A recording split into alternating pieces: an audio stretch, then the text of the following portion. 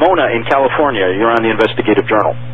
Hi, Greg. This is Mona, the grandchild and child of 3 32-degree Masons. Okay.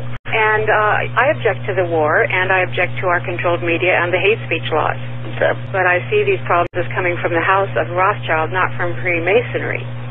In fact, because Freemasonry is actually the white Anglo-Saxon power structure, I see all of these attacks on Freemasonry as communist-inspired. My question to your guest is, you criticize the Freemasons for elevating intellect to such a high level, and I wanted to point out that the reason the Masons did that is because they were protesting against the papacy that burned you at the stake if you didn't worship a God who tortured his own son to death to satisfy his need to punish sinners.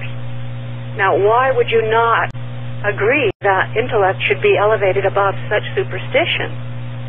And another question is, do you believe that there's no evolution, and do you not believe in a population explosion? Go ahead. Oh, okay. Number one, your name is just a scrambled Anon, so I know you're the daughter of Masonry. And what's also interesting is you say that people are being given intellect. They're not being given intellect at all. The school system is not turning out intellectual people. They're turning out zombies at the moment, and it's run by Masonry at the top. I agree, but I don't think it's run by Masonry, although it is in a sense, because I think that Masonry has been twisted by communism, which says that everyone should be equal.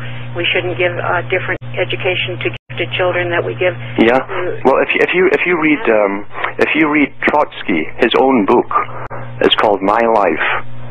He tells you that he joined Masonry and that all the top communists were Freemasons. Yes, and I agree with you that the Jews did infiltrate Masonry, which tried very hard to keep them out. Not at all. Because Masonry is an international brotherhood that takes everybody in. Hirohito of Japan, you'll find in Freemasonic books, was initiated into the Knights of the Garter by British royalty before World War II. I'm not saying they didn't make exceptions, but Freemasonry is a Protestant organization. No, it's not. No, it's not. No, it is not. Okay, what is it then? Go ahead. They give a branch to everybody. Even the Chinese have a branch of it. And they all have the top head. They're all controlled by the capstone. That's what the capstone stands for. If you're on one side of the pyramid, you can't see the other three sides.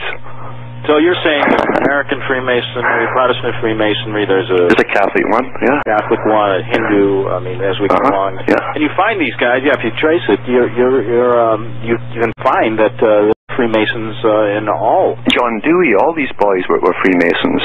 They gave you the educational system. Yeah. Mona? Yes, but, well, first of all, there aren't three sides to a pyramid, there are four. There's actually more. Yeah.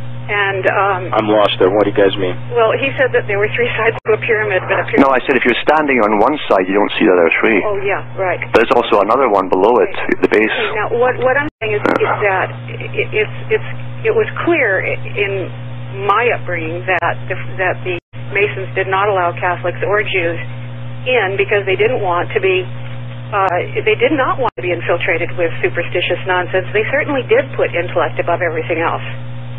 Although they had a great affection for the ancient Egyptian traditions because, as you may not know, ancient Egypt that built the first pyramid was built by Anglo-Saxons. And well, I think you swallowed an awful lot of the nonsense that comes with this, really. You really have. This is all later propaganda that was put out in the last 100-odd years. And so have the Jews and the blacks and the Catholics. And the Polish people, too. Only been allowed in Masonry in the last 50 years since the Second World War, when all of the racial barriers were torn down. It's not true. The Rothschilds were allowed into the the English one, when they took over the Bank of England. Exactly. And that is where I think our problems began. As I think I said, I think our problems come from the House of Rothschild, not the rich white guys, who simply formed a group in response to the king's oppression to say, hey, we are going to gather together as masons, stonemasons, builders of houses and walls, and we're going to decide for ourselves. It was the first union that was ever formed. The ancient Egypt was a socialist-run system. I'm not talking about ancient Egypt. And the stonemasons there were all paid by the top guy of the state. The state paid them their wages. I'm talking about Freemasonry, which started in England and as the first union standing up against the king, who was running a feudal system. And they said, we're going to decide for ourselves what our standards are, and we're going to be so good that you're going to have to pay us. And we don't. This is the propaganda you've read since then. They came in the 1500s. They were preaching the same stuff then into Rosicrucian. The Rosicrucian movement gave you the Blue Lodge. I don't know what the Blue Lodge is. I do know that Rosicrucians believe that if you go into a meditative state, you can communicate with spirits. And I don't see anything intrinsically evil about that. Well, that's fine. You see, you're allowed to believe the propaganda that's given on a lower level, and what you've told me so far is a lower level propaganda. Yes, and you have to prove that my propaganda is false. Well, let's just start. If I could just break in here, let me just ask both of you a question, okay? And I'm going to ask myself the question. Greg, do you want to stop the New World Order? Yes. I don't think I'd like to see a one-world government. I don't think I'd like to see a one-world religion, and I don't think I'd like to see my free will and free thought taken away. Now, let's go with my guest. Well, Alan, what do you feel about that question? That's correct, and that's why you can't have people who join organizations and swear oaths to keep secrets from everyone else and then put them into officialdom over the top of you. Now, Mona, I'm going to ask you the same question. Do you want to stop the New World Order? Do you believe in free will and free thought?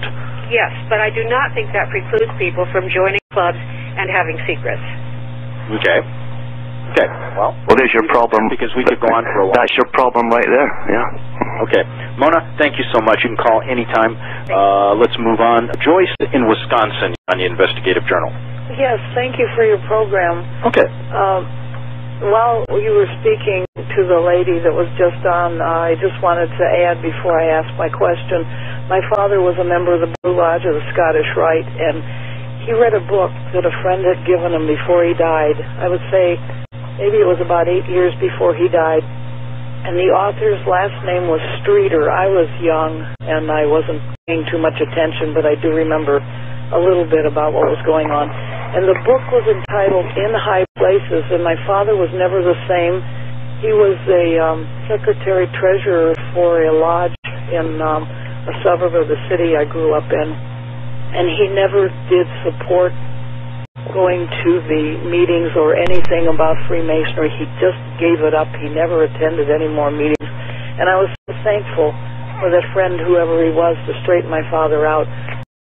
Yeah, we have about a minute or so, Alan. Is there anything you wanted to finish up with?